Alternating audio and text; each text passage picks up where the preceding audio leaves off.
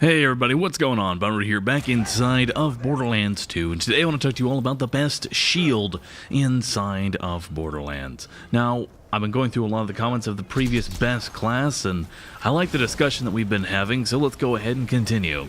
Now, I see a lot of questions, and by the way, if you'd like to have yours answered, be sure to leave a comment in the comment section below about what exactly is the best shield inside of this game. There's a lot of different theories as to which one you should be using, and, well, it sort of falls on the similar principle of the best class in the game, is that whichever one fits the, I guess, whatever you're trying to do at the time. Now, I'm going to be going through the beatdown here with the B.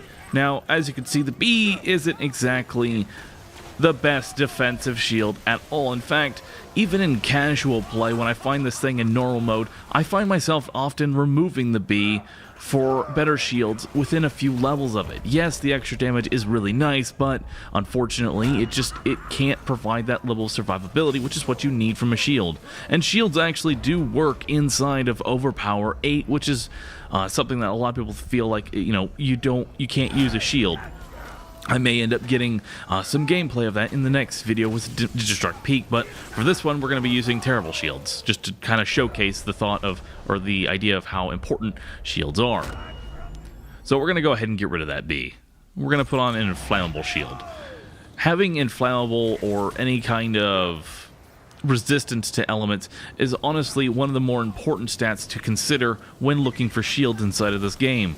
Now you may say the Sham is really nice, however, there is one aspect of the Sham that people seem to look over. Yes, a perfect Sham can absorb 94% of all bullets fired at your face, however, Maliwan weapons have a thing called splash damage, and the Sham cannot absorb that, which means one attack from a Maliwan weapon will rip your shield with a Sham, and if it places a dot or damage over time effect, which means you're corrosive, a fire or a shock effect on it because of that splash damage, you're going to be losing your shield in one shot, and it can't even be absorbed.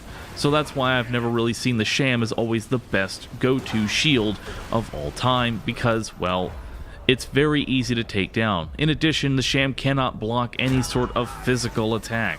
This is bullets only, so if a Psycho comes up and melee you, or if you have a suicide come up, it cannot do anything about that. So what kind of shield does actually protect you and your body from going down over and over and over again? Well, there's actually two. If you're running a Life Leech build, you're going to want to look for a Rough Rider. A Rough Rider comes from the Hammerlock DLC from Bulwark. This will increase your maximum health, which when mobbing is a very good idea. I know the general standpoint is to lower your health as much as possible so that you can abuse moxie weapons, but when it comes to mobbing, having lower health is actually worse. The only reason low health builds work against raid bosses is because they attack so slow.